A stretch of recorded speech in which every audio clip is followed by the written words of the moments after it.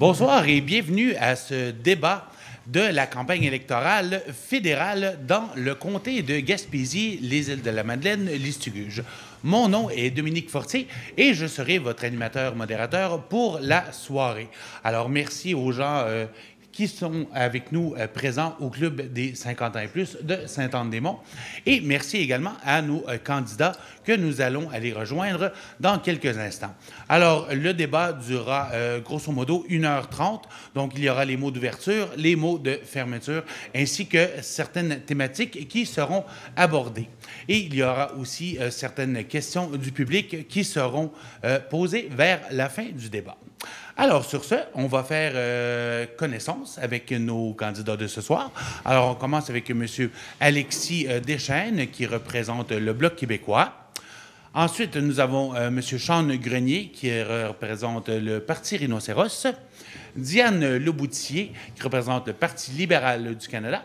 Et finalement, Christian Rioux, du Parti populaire du Canada. Alors, merci d'avoir accepté l'invitation. On vous souhaite un bon débat à tous. Alors, nous allons commencer immédiatement avec le mot d'ouverture. Alors, chacun des candidats pourra exprimer à l'intérieur de 2 minutes sa vision des choses pour la Gaspésie et le comté en général. Donc, le hasard a voulu que ce soit M. Alexis Deschênes qui serait le premier à prendre la parole pour 2 minutes. Donc, le plancher est à vous. Bonjour, bonjour à tous. Merci d'être présents pour cet important moment. Au cours des dernières semaines, j'ai parlé avec beaucoup d'entre vous et c'est clair, l'incertitude économique et les parages quotidiens de Donald Trump vous ont mélangé, vous ont écœuré souvent. Et bref, les temps sont brumeux et les gens ont besoin d'un phare. Et cette élection, à quoi sert-elle? Eh bien, d'abord et surtout, à choisir un député. Alors, le moment est trop important pour être représenté par quelqu'un qui manque d'écoute, qui a attisé la colère des pêcheurs, qui a ignoré l'industrie forestière, qui refuse des débats, qui attaque les médias régionaux, qui ment devant les caméras et qui n'a plus d'influence au sein de son parti.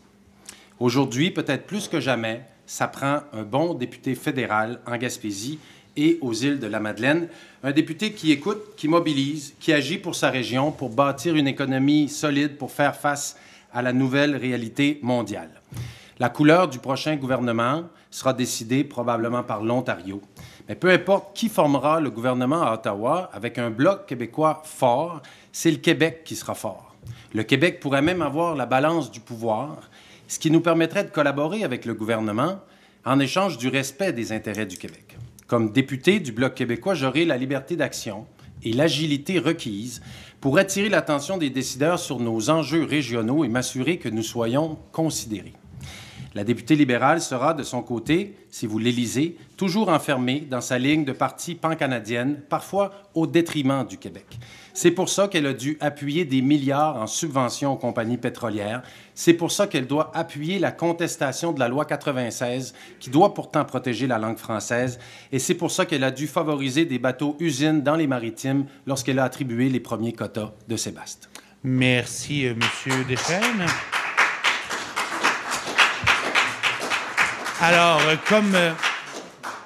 Alors, comme deuxième candidat à prendre la parole, M.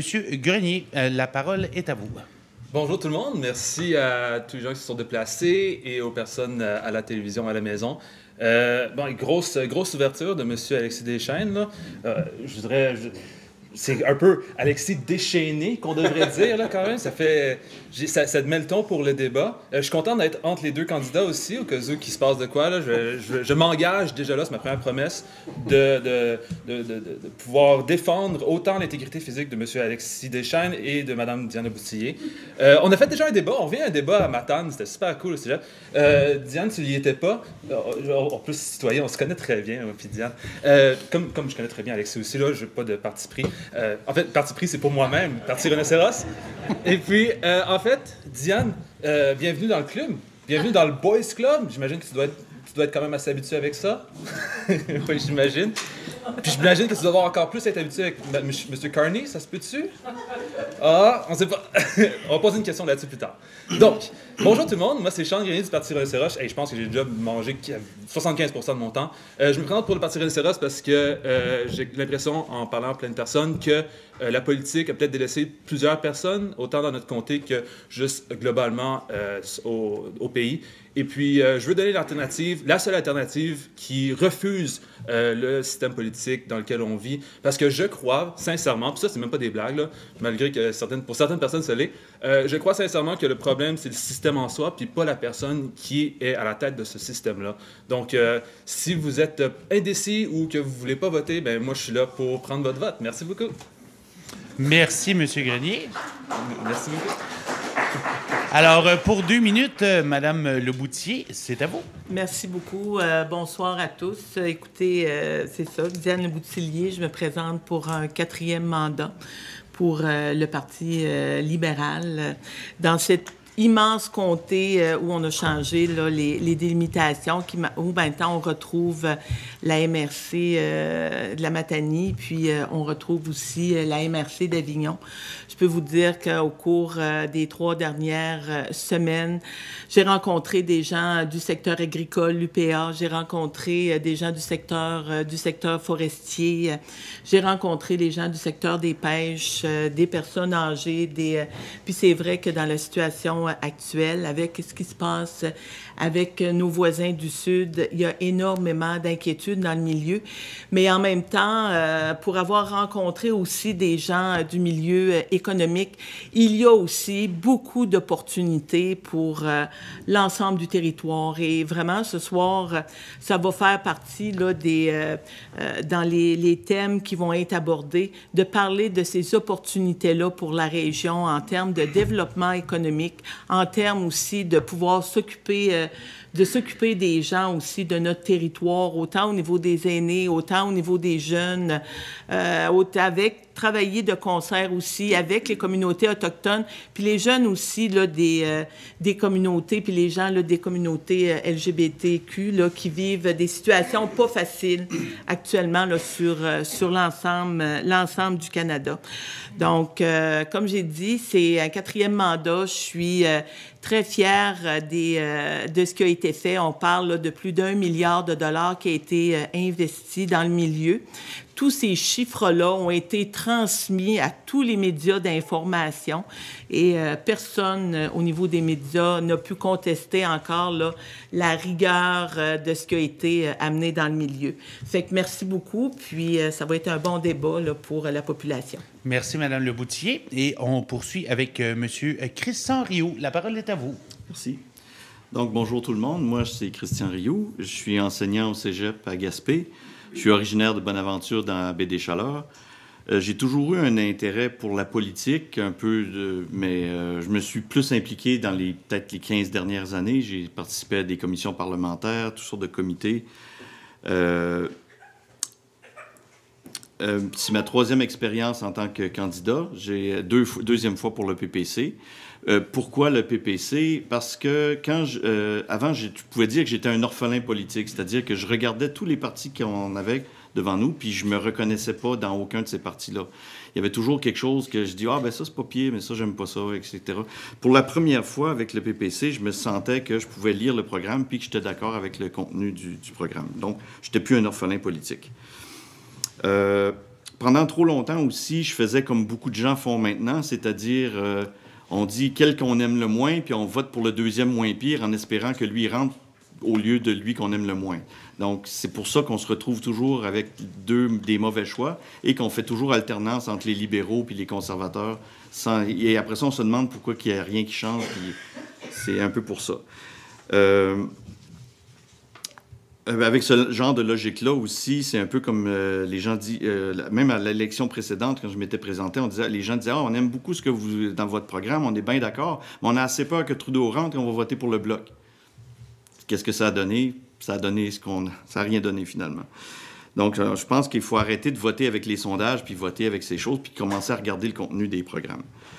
C'est sûr que nous, on pense qu'on est dû pour un changement radical.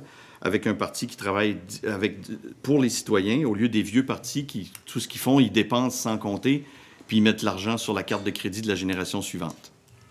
Merci. Alors, merci, M. Rio. Alors, on va enchaîner avec notre premier thème, qui est évidemment le thème de l'économie. On ne passe pas à côté. Donc, je vais lancer une première question. Vous aurez chacun 2 minutes pour y répondre de manière individuelle. Et tout de suite, après, on pourra embarquer dans la section débat qui durera 8 minutes. Donc, la question, de quelle façon vous allez aider les entreprises et les citoyens en cette période d'incertitude économique? Et M. Grenier, vous serez le premier à vous exprimer sur le sujet. Bonjour tout le monde. En économie, j'ai 2 minutes, mais ça ne donne pas beaucoup de temps. En économie, en fait, premièrement, au sujet de l'économie, nous autres, je suis convaincu, je suis pour la laïcité, donc tout ce qui est économie, on veut l'abolir au gouvernement parce que c'est... je suis content qu'il y ait quelqu'un qui rit. C'est blond. C'est ta blonde en plus? Wow, là, il y a des conflits d'intérêts. Non, c'est... OK. On a le même sens du mot. Je suis content. Je suis désolé. Maintenant, pour le tourisme, c'est un grand moteur économique dans la région. Donc, j'aimerais... un plan économique qu'on a, par exemple, c'est de prendre tous les dinosaures qui sont au Madrid, puis je sais pas pourquoi les gens rient. Prendre les dinosaures au Madrid puis les amener sur l'île Bonaventure pour faire un genre de Jurassic Park pour inviter les touristes à venir. Puis en plus, les dinosaures sont pas en vie pour vrai, donc il n'y aura pas de tragédie comme il s'est passé dans le passé. Là. On a vu ça dans des documentaires. On veut nationaliser la cimenterie pour pouvoir utiliser le ciment pour nos propres besoins, puis plutôt que de l'exporter puis de le vendre ça en Chine. Ce qu'on pourrait faire avec le ciment de la cimenterie, on pourrait l'utiliser pour protéger notre patrimoine naturel. Par exemple, la grotte de Saint-Ézéard. La grotte de Saint-Ézéard, toujours un peu peur qu'elle s'affaisse sur elle-même. Donc, ce qu'on pourrait faire, c'est la remplir de ciment afin de l'empêcher de s'affaisser sur elle-même. En tout cas, c'est plein d'idées de même. Allez voir sur ma page Facebook, on a plein de promesses de ce genre-là, ambitieuses autant que la Gaspésie, Matane, puis les îles de la Madeleine. Merci, M. Grenier. Merci beaucoup. Alors, Madame Leboutier, je vous répète la question. De quelle façon allez-vous aider les entreprises et les citoyens en cette période d'incertitude économique? Bien, écoutez, comme on l'a mentionné, ce qu'on entend sur le terrain, c'est qu'il y a beaucoup d'angoisse là, par rapport à ce qui se passe avec notre voisin du Sud. Puis, effectivement, on ne peut pas contrôler ce que M. Trump va dire ou va faire. Cependant, je peux vous dire que j'ai consacré là, un pilier complet là, au niveau du développement économique à parler comment on allait pouvoir bonifier au niveau des ORPEX pour pouvoir, comme Jim Export, pour pouvoir faire en sorte d'aider nos entreprises au niveau de la diversification puis de pouvoir travailler avec d'autres marchés. On a regardé aussi au niveau du premier ministre Harper, Carney, qui est là actuellement, à faire en sorte d'abolir ce qui peut créer des problèmes au niveau des entreprises pour pouvoir, parce que le marché canadien est aussi un marché. Puis par la suite, au niveau des provinces, elles vont pouvoir travailler ensemble pour vraiment faire en sorte d'harmoniser leurs règles pour pouvoir permettre à des entreprises qu'on regarde chez nous, ça fait longtemps qu'on entend parler au niveau, que ce soit du gin, de la bière, même au niveau de l'industrie agricole, de pouvoir utiliser, là, puis de faire affaire avec les marchés canadiens, mais aussi avec les marchés européens. D'ailleurs, jeudi, on va avoir aussi, je vais avoir un sommet sur l'économie qui va se tenir à Carleton. Dominique Leblanc va être présent, qui est la personne qui est responsable du dossier Canada-États-Unis, parce qu'il y a beaucoup de questions qui se passent actuellement dans le milieu, puis on doit rassurer les gens. Ce qu'on va faire aussi au niveau de la population, on a parlé des baisses d'impôts pour la classe moyenne. On va élargir le programme au niveau des soins dentaires pour les 18-64 ans. On va aussi, avec ce qui se passe aux États-Unis, faciliter les règles au niveau de l'assurance-emploi pour permettre aux gens, parce que les entreprises, on sait que c'est pas facile actuellement, pour permettre là, aux gens de pouvoir recevoir leur assurance-emploi sans avoir de semaine d'attente. Merci, Mme Leboutier. Alors, on poursuit avec M. Rio. Bien sûr, tout est la faute de Trump. Tout ce qu'on entend, c'est Trump, Trump, Trump, Trump. Les vieux partis se servent de Trump comme diversion pour cacher la faiblesse de leur programme ou la faiblesse de leur bilan, ou alors les scandales des libéraux. C'est comme si l'élection était devenue un référendum sur Trump. Mais nous, on est au Canada, on n'est pas aux États-Unis. Nos politiciens, eux autres, ils ont choisi la confrontation en pensant surfer sur une vague anti-Trump pour se faire élire.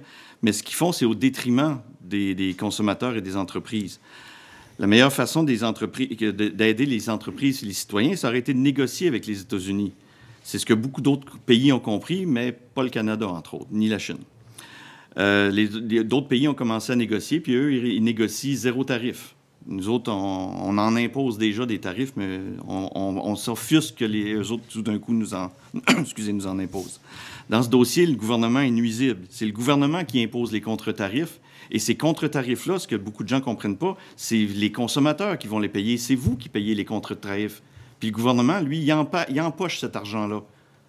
Puis après ça, il va vous en redistribuer un petit peu en cadeau pour dire « Hey, on vous aide contre le méchant Monsieur Orange. » Mais c'est eux autres qui viennent vous chercher l'argent dans vos poches. Le but de Trump était évident, c'était de forcer la négociation pour plus avoir aucun tarif.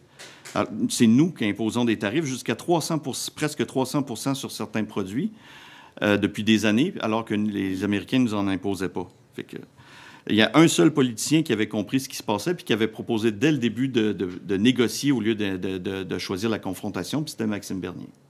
Merci. Merci, M. Rio.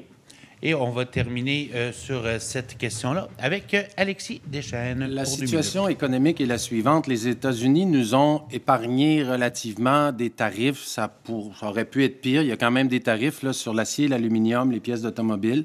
Mais les industries importantes dans notre région sont épargnées. L'industrie forestière, l'éolien, les pêches. Maintenant, il faut quand même qu'on prenne acte de ce qui se passe. Et ce qu'il faut qu'on fasse, c'est bâtir une économie plus forte dans notre région pour finalement diversifier nos partenaires commerciaux parce qu'on s'aperçoit que les États-Unis ne sont pas assez fiables. Alors, qu'est-ce qu'on propose au Bloc québécois? La première chose, c'est une subvention salariale.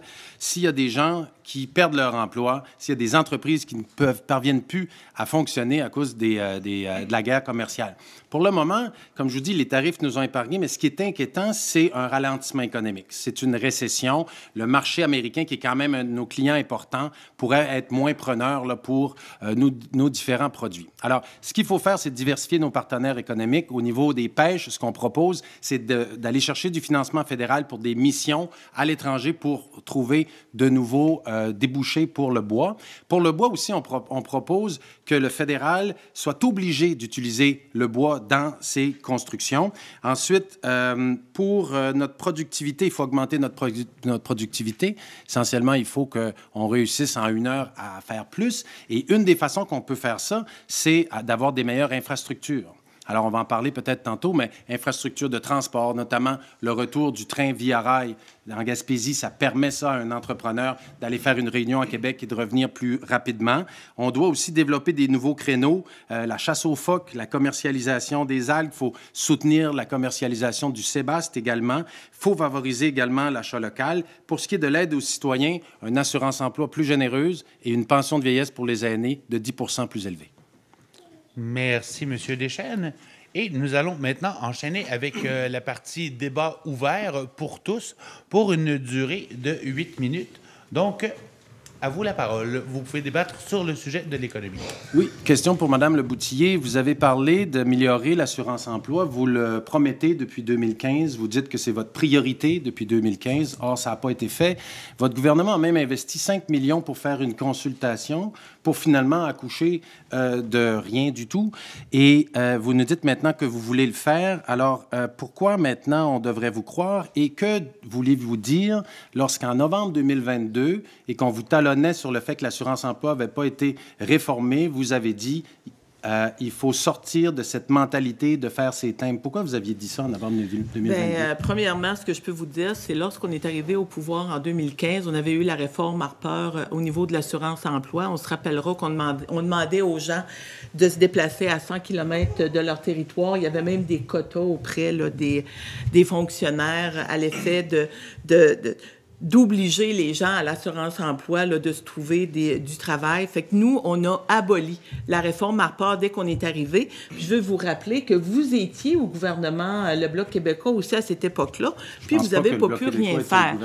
Ben, vous étiez à Ottawa. Il y a toujours eu des gens du Bloc. Je vous ai laissé parler. Laissez-moi parler, s'il vous plaît. Okay. Et donc, il n'y a rien qui a pu se faire. Ça fait qu'avec le gouvernement, quand on est arrivé au pouvoir, le gouvernement libéral, on a mis fin à la réforme Harper pour permettre aux gens de pouvoir... On a préservé aussi le fameux trou noir de 5 semaines.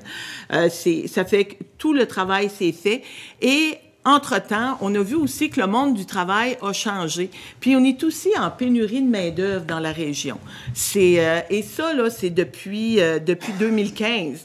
Puis on voit au niveau des entrepreneurs puis des entreprises, d'ailleurs, pour avoir été là, dans le milieu, pour avoir rencontré même des entreprises à Matane qu'on regarde au niveau de Mont-Carleton, d'Urovite, qui vont ouvrir à l'automne, eux, là, sont en recherche de main-d'œuvre actuellement. Là. Puis partout, que ce soit au niveau de la santé, que ce soit au niveau des services, dans la restauration, on a aussi besoin d'avoir des gens sur notre territoire qui travaillent et qui vont pouvoir vivre là, de salaires qui sont décents. Mais on a aboli la réforme Harper, ce que vous n'avez pas pu faire avant 2015, même si vous étiez au niveau du Bloc québécois, vous étiez... dans des gouvernements qui étaient au pouvoir avec Harper. Ma question, c'était, lorsque vous avez dit qu'il faut sortir de la mentalité de faire ses timbres en novembre 2022, oui. Est-ce que vous regrettez ça? Ou pas du tout. Il faut sortir de la mentalité aussi de faire 14 semaines parce qu'on est en pénurie de main-d'œuvre dans le milieu. Les employeurs ont besoin, dans les commerces, dans les restaurants, que ce soit au niveau des femmes de ménage, que ce soit au niveau de la restauration, partout au niveau de l'économie, on nous parle des problèmes qu'on a au niveau de la main-d'œuvre et on a besoin d'avoir des gens au niveau de l'immigration. Donc, il y a moyen de travailler pour former les gens. Puis d'ailleurs, notre gouvernement annonçait ce matin qu'on allait aussi travailler avec les gouvernements provinciaux pour pouvoir former les employés, pour permettre aux gens de pouvoir travailler. Parce que honnêtement, aujourd'hui, je peux pas comprendre que quelqu'un, au prix où ce qui est le pain et le lait, c'est pas vrai que quelqu'un peut arriver à vivre avec de l'assurance-emploi. Donc, il y a encore cette mentalité-là, vous dites en Gaspésie, de gens qui sont paresseux puis qui veulent juste faire leur pain. Je n'ai jamais parlé, n'interprétez pas mes mots. Là, je sais que c'est au niveau des avocats, là, c'est des tendances que vous avez à faire, mais n'interprétez pas les mots là, puis de ce que je dis. Ce que je dis, c'est qu'il y a des emplois dans la région, il y a des emplois partout en Gaspésie, puis il y a des emplois dans les commerces, puis on cherche du monde partout. Donc, il y a moyen de faire travailler notre population, il y a moyen de former notre population pour qu'elle ait une meilleure qualité de vie. Et quand on parle de pauvreté et d'exclusion sociale, bien ça en fait partie. Il faut pouvoir aider les gens à sortir de ça pour avoir des meilleures vies. Alors, ça fait déjà 4 minutes qu'on parle d'assurance-emploi. J'aimerais qu'on revienne un petit peu plus sur le thème de l'économie. Peut-être aussi vous adresser aux gens de la Haute-Gaspésie. Alors, qu'est-ce qu'on pourrait faire pour les gens de la Haute-Gaspésie pour aider les entreprises locales et aussi les citoyens? Donc, on vous laisse la parole. Bien, écoutez, moi, je peux vous dire qu'au niveau de la Haute-Gaspésie, là, j'étais aujourd'hui sur le quai à Tourelle, puis je rencontrais justement là, des gens qui se préparaient pour aller, qui étaient très heureux là, de pouvoir bénéficier là, de permis de homard exploratoire, qui allait leur permettre là, d'aller à la pêche, puis de pouvoir faire vivre leur famille. Donc, il y a du travail qui doit se poursuivre dans ce sens-là. Quand on a le travail qui s'est fait aussi de passer pour certains permis qui étaient exploratoires à des permis commerciaux, qu'on pense à l'oursin, qu'on pense au cocon de mer. Ça fait que ça permet de développer là, l'économie dans notre milieu. Des gens du secteur agricole aussi, parce que quand on regarde du côté de Matane puis du côté de la Haute-Gaspésie, le secteur agricole est important, de rassurer les gens que la gestion de l'offre ne fera pas partie des négociations avec les États-Unis. On a dit qu'on allait la protéger, puis on va la protéger. Ça fait qu'on a travaillé avec l'UPA. La même chose aussi avec les entreprises forestières. On a besoin, là, on s'est dit, on veut construire 500 000 portes par année, mais on va avoir besoin du bois pour construire ces maisons-là. Donc, c'est du travail qui va se faire aussi avec les gens dans le milieu. Alors, M. Deschênes? La MRC de la Haute-Gaspésie a une situation particulière, puis elle nécessite une attention particulière. C'est la MRC la plus dévitalisée au Québec. Alors, il faut être à l'écoute des gens de la Haute-Gaspésie, il faut les accompagner. Une chose qui aiderait les gens ici, c'est une réforme de l'assurance-emploi qui n'a jamais été faite. Il y a présentement 40% seulement des chômeurs qui ont accès à l'assurance-emploi. Il y a 60% qui ne l'ont pas, puis ceux qui l'ont, ils ont juste 55% de leurs revenus. C'est pas suffisant. Il y a des pays où c'est 80%, il y a des pays où c'est 90%. Le nombre de semaines n'est pas suffisant non plus. Et ça, c'est des choses qu'on sait. C'est un scandale. On a pris 50 milliards de la Caisse de l'assurance-emploi des années 90 jusqu'à 2008, puis on a ramené ça dans le fonds du gouvernement au lieu d'aider les travailleurs. Ça aiderait les gens ici aussi. Il faut aussi monter la pension de vieillesse. Et moi, j'ai une question de Mme Leboutier, parce qu'on a parlé d'économie, vous avez parlé de barrières commerciales. Mme Leboutier, vous en parlez beaucoup dans cette campagne. Alors, je veux savoir de quelle barrière commerciale vous parlez, parce que moi, quand je parle aux pêcheries gaspésiennes, ils me disent qu'ils vont exporter leur sébaste dans l'Ouest canadien puis en Ontario. Et quand je parle à le lièvre, le moignant, ils exportent déjà leur homard en Ontario et dans l'Ouest canadien. Alors, quand vous dites qu'il faut qu'on transforme le Canada dans une seule grande économie, là, de quelle barrière commerciale parlez-vous exactement? Alors, peut-être une petite réponse rapide de Mme Leboutier, puis après Une ça, réponse rapide que je voudrais donner au niveau de la Haute-Gaspésie, c'est tout le travail aussi qui s'est fait, des argents qui ont été alloués pour développer l'industrie touristique en Haute-Gaspésie. Donc, très fière de voir à Mont-Saint-Pierre les investissements là, qui se sont faits. Donc, parce que quand on regarde la Haute-Gaspésie, puis quand on regarde la Gaspésie, le tourisme aussi là, fait partie là, d'un développement qui est important. On veut attirer aussi du tourisme à l'international. Donc, quand on parle de développer au niveau des chic-chocs, au niveau du tourisme, il faut absolument là, continuer dans cette veine-là. Puis, puis vraiment, là, en faire profiter la Haute-Gaspésie. On est chanceux de ce qu'on a chez nous. On a un parc national avec Forillon. On a des ressources qui sont importantes au niveau du tourisme. Puis, on doit continuer là, de travailler et avec les municipalités, mais aussi avec les communautés autochtones, comme on va le faire aussi avec le secteur des pêches, avec les communautés autochtones pour créer de la richesse dans nos milieux. Merci, Mme Leboutier. Et pour clore ce segment, j'aimerais entendre peut-être M. Grenier, M. Rio, un petit 30 secondes là-dessus. Nous, dans notre programme, on dit que la gestion de l'offre doit être sur la table avec les négociations avec les États-Unis. Oui, ça a certains bénéfices, ça a certains effets bénéfiques, mais c'est une gestion de l'offre qui est contre le libre marché. Il y a des producteurs, des fois, qui sont obligés de jeter leur production parce qu'ils produisent trop, parce qu'ils sont trop efficaces. Donc, on les pénalise. Ils n'ont pas le droit de vendre. Il y a assez de trouver des choses, mais c'est pas la bonne... Le libre marché, ça permettrait qu'ils puissent vendre leur surplus, et présentement, avec la gestion de l'offre, ils ne peuvent pas le faire. Donc, nous, on pense que la gestion de l'offre doit être sur la table avec les négociations avec les États-Unis. Et il va falloir qu'on négocie de toute façon avec les États-Unis parce que présentement, ils sont en train de réussir à prendre des entreprises qui sont au Canada et ils sont en train de les déménager aux États-Unis. Ils sont en train de réussir à réindustrialiser. Parce que le Trump, vous avez beau pas l'aimer, mais il travaille pour les Américains. Il réussit à faire des choses pour les Américains, alors qu'on n'a pas l'impression que nous, nos politiciens, travaillent pour nous autres. Ils travaillent pour leurs amis, ils travaillent pour le World Economic Forum, ils travaillent pour la Chine, mais ils ne travaillent pas pour les citoyens. Merci, M. Rio. Et en terminant, M. Grenier? Oui, une promesse pour les personnes de Saint-Anne-des-Monts. J'imagine qu'il y en a beaucoup dans la salle et à la maison. Mais avant, premièrement, je voudrais vous dire, je ne sais pas ça de quoi faire ces thèmes. Je suis peut-être trop jeune pour ça. Là. Nous autres, c'est des courriels maintenant. Puis aussi, j'ai entendu Alexis parler de Sébastien, puis c'est pas la première fois qu'il parle de Sébastien. Je sais pas c'est qui Sébastien. Si tu m'écoutes, arrête de manger nos crevettes. Je sais pas t'es qui Sébastien, mais fais attention à ça. Ça a l'air à mettre du monde en maudit. OK. Bon, pour les gens de Saint-Anne-des-Monts, j'aimerais une promesse en fait pour vous. J'ai parlé à un politicien, c'est à l'écoute. J'ai entendu dire que votre traversier ne fonctionnait pas toujours. Apparemment, il est fait en Italie ou quelque chose du genre. Moi, ce que j'ai à proposer, c'est de garder un traversier, mais plutôt que de prendre celui fait en Italie, on pourrait prendre des expertises, mettons, du Groenland. Parce qu'en fait, on sait qu'ils sont en difficulté avec Trump. Peut-être il va y avoir... Fait que pour les motiver, puis pour peut-être dynamiser leur économie, on va leur demander de prêter leur expertise. Parce qu'apparemment, c'est ça, le traversier ne fonctionne pas pendant l'hiver, mais au Groenland, ils ont des bateaux, puis les bateaux fonctionnent à l'année longue. Puis à l'année longue, il y a tout le temps des glaciers, puis c'est tout le temps l'hiver. Donc, on pourrait importer un bateau, un traversier qui fonctionnerait l'hiver. Est-ce que le traversier ne fonctionne pas ici? C'est-tu vrai? Il est à Matane. C'est à Matane? Les tabarouettes. Hey, c'est toi qui me dit ça? Non, il y a quelqu'un qui m'a... Il y a quelqu'un qui m'a désinformé. Puis ça me rend vraiment fâché. Mais en fait, il voulait rire de moi, fait que je pense que c'est la bonne personne à qui rire de.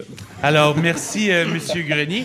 Alors, on poursuit avec le thème numéro 2, qui est l'immigration et le logement.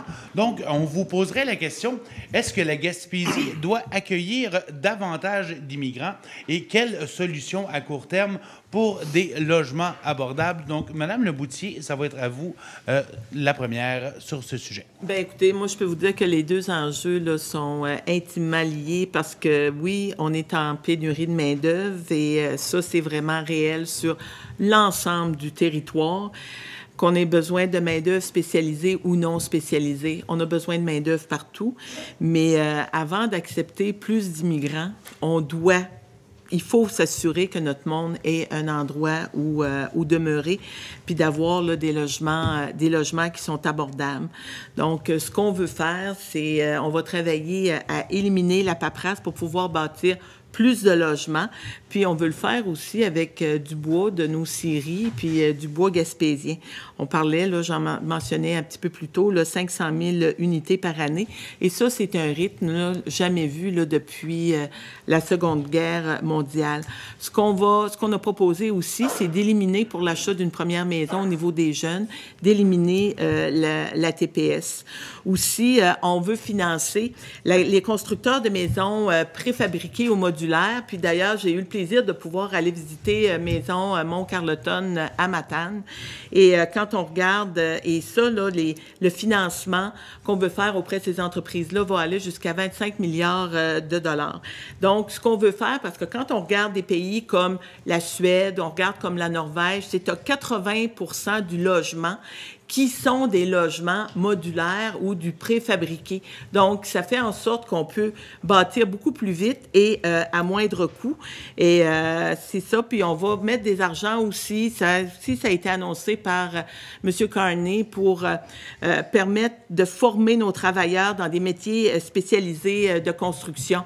Puis, ça fait que... Puis, au niveau de l'immigration, j'étais au chantier des Méchins, puis ils me disaient qu'eux étaient prêts à embaucher de 35 à 40 personnes. Ils n'ont pas la main-d'œuvre actuellement. Donc, oui, on a besoin de ça, mais on a besoin de logements aussi. Merci, Mme Leboutier. Alors, sur le même thème, M.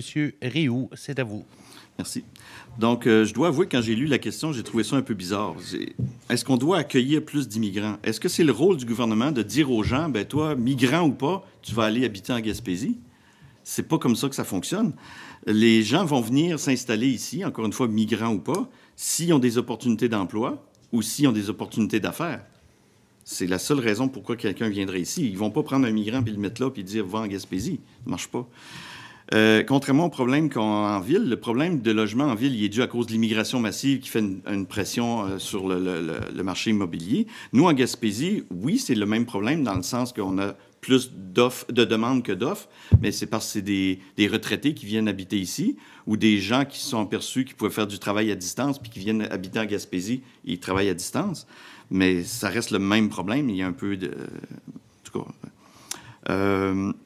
excusez-moi, j'ai perdu ma ligne. C'est une petite victoire dans un sens parce que pendant des années, on parlait de la dénatalité en Gaspésie puis on perdait la population. Mais là, on s'aperçoit, même si c'est pas une grosse hausse, mais il y a quand même une hausse de gens qui viennent en Gaspésie. Le problème, c'est qu'on n'a pas assez de maisons pour les loger. Les solutions ne passent pas par le gouvernement dans le sens que c'est pas au gouvernement à bâtir des maisons. À toutes les fois que le gouvernement s'est mêlé d'essayer de construire des maisons, ça finit par des scandales de gaspillage, de corruption, puis de toutes sortes de choses. J'ai fouillé pour des programmes du gouvernement. Il y a des programmes sous Trudeau, des programmes qui ont fini par construire des maisons très ordinaires qui coûtaient 1,6 million chaque. Il y a un autre programme que j'ai trouvé que 3,5 milliards, ils n'ont pas construit une seule maison. Je ne sais pas ce qu'a été l'argent, mais elle s'est perdue en chemin. Construire un logement en Gaspésie coûte 20 à 25 000 $ de plus qu'ailleurs. Puis même aux Îles-de-Madeleine, ça va jusqu'à 60 %. Donc, oui, on a un problème. Ah, c'est déjà... On aura l'occasion de se reprendre pendant la portion débat. Donc, M. Deschênes, la parole est à vous. Donc, il y a deux questions, une sur l'immigration, l'autre sur le logement. La situation au niveau de l'immigration au Canada, c'est une perte de contrôle. Alors, on n'oubliera jamais le fait qu'on est une terre d'accueil, puis qu'on veut accueillir des gens, puis on veut les accueillir correctement. Mais le gouvernement libéral a perdu le contrôle. L'immigration permanente a pratiquement doublé entre l'arrivée de M. Trudeau et ce qui était prévu en 2025. L'immigration temporaire, elle, plus que ça encore, et les demandeurs d'asile, encore une fois, on a ouvert les portes. Ça a créé beaucoup de pression sur la demande en logement. Ce n'est pas la seule cause de la crise du logement, l'immigration, mais c'est une cause qui a contribué à la pénurie de logement. Et ça a imposé beaucoup de pression sur les services publics que les provinces ont dû payer en matière de santé, en matière d'éducation. Et il y a le sociologue Jean-Pierre Corbeil de l'Université Laval qui disait le mot-clé de la gouvernance libérale en immigration, c'est l'absence de planification. Et là, je ne comprends pas trop ce que Mme Leboutillier vient de dire, parce qu'elle vient de dire, oui, ça nous prend plus d'immigration, mais son gouvernement a réalisé en 2024 qu'il avait trop ouvert les portes et il a commencé à réduire l'immigration. Alors, la politique de votre parti, Mme Leboutillier, c'est de réduire l'immigration pour que ça soit su. Qu'est-ce qu'il faut faire en immigration? Nous, ce qu'on veut, c'est qu'on régionalise l'immigration, qu'on permette à des immigrants de venir s'installer en région. Au niveau des travailleurs temporaires, on veut leur permettre de venir en région, bien sûr, pour les secteurs clés. Là, on peut demander des exemptions, notamment pour le secteur des pêches. Maintenant, il me reste 30 secondes. La question du logement. Il manque 1000 unités de logement en Gaspésie. Il faut en construire. Le rôle du gouvernement fédéral, c'est pas de le construire, c'est de le financer. Présentement, il y a 1,2 milliard de dollars dans un fonds dédié pour les municipalités, pour faire des infrastructures, pour développer le logement, qui est bloqué parce que le gouvernement libéral met des conditions et là, ça n'avance pas. Il y a des familles qui attendent et le problème avec le gouvernement libéral, c'est qu'il est centralisateur, qui met son nez partout, qui impose des conditions et ça, il faut que ça cesse. Merci, M. Deschênes. Et M. Grenier, la parole est à vous pour 2 minutes. Oui. Donc, pour la crise du logement, nous, on a plusieurs idées là, pour la résoudre. Premièrement, réouvrir les villages fermés. Deuxièmement, on allait nationaliser la cimenterie, comme j'ai dit plus tôt. Elle est à Port-Daniel, hein? OK, juste pour être sûr, là, parce que tantôt, j'ai eu un petit peu chaud. On va prendre le ciment de la cimenterie de Port-Daniel pour créer des bunkers, genre des genres de maisons en dessous de la terre. Fait que non seulement ça va créer du logement, mais ça va aussi créer une préparation pour une possible invasion américaine éventuellement. Et puis une dernière chose pour l'immigration, ben ça, c'est quelque chose, c'est même pas des blagues. Là. Ça, par exemple, ça fait toujours un peu peur. Tu sais, tout le discours et la rhétorique autour de l'immigration qui me fait tout le temps un peu... être sénère, là. Une des choses, un des trucs pour laquelle je suis, ça vient vraiment chercher, c'est les permis de travail fermés, qui ont été dénoncés par l'ONU comme dans un rapport. Puis le rapport, c'était sur les formes d'esclavagisme moderne. Et puis, on a été dans ce rapport-là avec les permis de travail fermés. Donc, j'aimerais ça savoir, aux candidats, les trois, là, les candidates, c'est important, pour les permis de travail fermés en termes de vulnérabilisation des travailleurs étrangers temporaires. Puis, s'ils seraient d'accord, si tous les contrats de travail en Gaspésie étaient aussi des contrats de travail fermés, mais pas juste pour les travailleurs temporaires, mais aussi pour tous les travailleurs de la Gaspésie. Fait comme ça, s'ils veulent changer de job, bien, on les expulse de la Gaspésie ou des îles de la Madeleine, de la Matanie, pour les faire travailler dans d'autres régions, comme on le fait en ce moment avec les travailleurs étrangers. Alors, merci, M. Grenier. Et sur ce, on enchaîne avec la portion ouverte du débat pour 8 minutes. Donc, évidemment, on vous rappelle le respect et laisser la chance à tout le monde de s'exprimer. Alors, M. Deschênes, vous vouliez commencer? D'abord, pour revenir sur la question de mon collègue, au niveau des travailleurs qui ont des permis fermés, au Bloc québécois, ce qu'on voudrait, on va se battre pour ça, c'est des permis sectoriels et régionaux.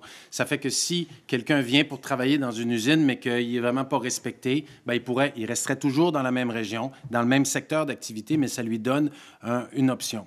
Maintenant, j'ai une question pour vous, Mme Leboutillier. Votre gouvernement a fait preuve d'un manque total de planification en immigration. Vous avez été incapable de gérer l'immigration. Comment pensez-vous que votre gouvernement sera maintenant capable de gérer la plus grave crise commerciale de l'histoire du pays? Écoutez, ce que je peux vous dire, c'est qu'au niveau, là, puis comme on l'a mentionné, c'est que oui, on doit accueillir, on a des besoins de main-d'œuvre sur l'ensemble du territoire. Comme on l'a mentionné, on a aussi besoin de logements pour pouvoir permettre aux gens d'avoir des accès à un logement qui est sécuritaire, pas seulement au niveau de l'immigration, mais c'est aussi la même chose, les jeunes qui veulent avoir accès à du logement, des aînés qui veulent vendre leur maison parce qu'ils veulent avoir des logements là, qui soient plus abordables là, pour eux. Donc, ce travail-là doit se faire. Mais moi, puis je sais que mon collègue à côté, il peut pas répondre parce qu'il était pas là l'année passée, là. Mais quand je regarde la saison de pêche l'année passée, où au niveau de la région, on n'était pas en mesure de pouvoir accepter des travailleurs étrangers temporaires. Il a failli ne pas avoir saison de pêche en Gaspésie, puis au Québec, et jamais le Bloc québécois n'a levé le petit doigt. Mais ça, c'est une décision de votre gouvernement, Mme Leboutillier. Vous dénoncez la décision du gouvernement libéral de restreindre du Bloc québécois n'a levé le petit doigt pour parler des pêches. Alors, joignez-nous, Mme Leboutillier. Ça fait que... Mais là, je comprends là, qu'au niveau du Bloc, ils ont besoin de beaucoup de visibilité. Je comprends que monsieur est nouveau puis il n'est pas au courant de tous les dossiers. Bien, de quoi je ne suis pas au courant, Mme Leboutillier? Mais le secteur des pêches... Vous êtes en train de dénoncer une décision de votre gouvernement. Vous dites qu'on n'a rien fait. C'est vous qui avez causé le problème, apparemment. Et vous étiez là, vous êtes à la table du Conseil des ministres. Vous avez assisté à la décision de réduire l'immigration temporaire. Et là, après ça, nous, au Bloc québécois, on a travaillé notamment avec l'usine Léomar aux Îles-de-la-Madeleine. Joël Arsenault et Alexis Brunel-Duceppe ont travaillé pour accélérer l'émission des visas pour que l'usine puisse finalement opérer. On l'a réglé le problème aux Îles-de-la-Madeleine. Et là, vous dites qu'on n'était pas là pour régler le problème que vous avez causé. C'est ça que vous dites? Mais je peux vous dire que vous pouvez vérifier auprès des associations de l'AQIP. Puis on a travaillé, là, puis c'est pas vrai là, que c'est M. Arsenault, puis c'est pas vrai que c'est le Bloc québécois. Bien, on demandera à Joël Arsenault, on va voir aux Îles-de-la-Madeleine. Nous, on a fait le travail. Ça va me faire plaisir. Puis je vais vous conseiller fortement d'aller voir au niveau de l'AQIP ce qui s'est passé l'an dernier dans le secteur des pêches. Puis heureusement qu'on est intervenu. Puis c'est pas un dossier où moi j'avais à intervenir. Moi, je veux travailler avec le secteur des pêches. On gère au niveau des quotas de pêche, on gère au niveau des permis, puis de l'accessibilité, mais au niveau du travail puis des travailleurs en usine, il n'y a rien qui s'est fait de la part du Bloc québécois, puis aucune question ne s'est posée en chambre. Fait que vous pourrez aller vérifier dans les c'est comme vous avez dit il y a 2 semaines que le Bloc québécois ne vous a jamais posé de questions en chambre, alors que vous étiez ministre des Pêches. Vous vous rappelez que vous avez dit ça? Vous avez dit ça le 2 avril 2025, que jamais on vous a posé une question. Ça nous a pris 20 minutes. On a trouvé la question, Mme Leboutillier. Vous avez été questionné en février 2024. Vous avez répondu. Ça, c'est un mensonge cette fois-là. Est-ce que vous vous rétractez pour ce mensonge-là? J'aimerais beaucoup que vous regardiez aussi avec votre chef. Est-ce que vous vous rétractez pour le mensonge que vous avez fait sur les ondes de CHAU-TV devant toute la population gaspésienne? Est-ce que vous vous rétractez, Mme Leboutillier? J'aimerais beaucoup que vous regardiez avec votre chef au Bloc québécois. Alors, vous vous rétractez pas? Voté... Vous vous rétractez pas? De ne pas... C'est pas un mensonge, voté contre des investissements dans les ports pour petits bateaux. D'avoir voté ça, on va en parler. Contre des investissements sur le port de Sainte-Anne-des-Monts. Alors, on va en parler, Mme Leboutillier. Je vais en parler. Je n'étais pas là, mais je sais ce qui s'est passé. D'avoir voté Premièrement, vous vous rétractez pas. Vous avez menti devant tous les Gaspésiens à la télé. Puis aujourd'hui, vous n'êtes même pas capable de dire que c'est un mensonge. Si c'est une oubli, moi, j'ai pas de problème. Faute avouée est à moitié pardonnée. Mais là, vous ne voulez même pas revenir là-dessus. Maintenant, ça va, vous ne voulez pas vous rétracter. Tout le monde peut aller voir sur ma page Facebook. Le mensonge est évident. Maintenant, on va parler du budget de 2024 lorsqu'il y a eu des investissements pour les ports de pêche. En effet, il y a de l'argent qui était dans ce budget-là pour les ports de pêche, puis on est d'accord avec ça au Bloc québécois. Mais le Bloc québécois a voté contre le budget qui contient d'autres mesures. Qui contenait quoi? Notamment un déficit de 40 milliards de dollars. Quoi? Des ingérences dans les champs de compétences du Québec, dont en matière de logement, qui créent encore aujourd'hui des problèmes. Le budget de 2024 ne comprenait rien pour les pensions de vieillesse. Il ne réformait pas l'assurance-emploi. Et c'est pour cette raison-là que le Bloc québécois a voté contre, Mme Le Boutillier. Contre la construction d'un quai à Natashquan, qui est dans le pays de Gilles Vigneault. Vous avez voté contre ça. Vous devriez là, être gêné d'aller vous promener sur les ports et sur les quais. Un budget qui avait 40 milliards de déficit, qui avait des inclusions d'un champ. Le budget allait même dans Hydro-Québec. On s'éloigne un peu du sujet du logement et de l'immigration. Monsieur Rioux, vous avez mentionné tantôt que du côté du logement, le gouvernement ne devrait pas s'ingérer. Donc, à quel niveau le gouvernement pourrait aider pour régler la crise de logement actuelle? Ce que je dis, c'est que le gouvernement, c'est pas la job du gouvernement de construire des maisons. C'est ce que les libéraux ont essayé de faire, ou avec plus ou moins de succès.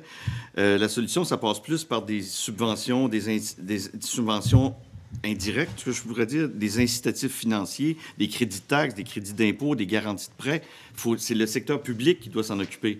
Le Mark Carney parlait de maisons modulaires, tout ça, mais il y a des rumeurs comme quoi il y aurait des actions dans une compagnie de maisons modulaires, des choses comme ça.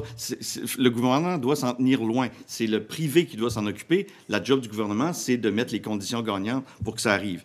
Et une chose que je remarque, c'est souvent, le gouvernement dit « Ah, ils n'ont pas assez d'argent pour ça, ils n'ont pas assez d'argent pour ça ».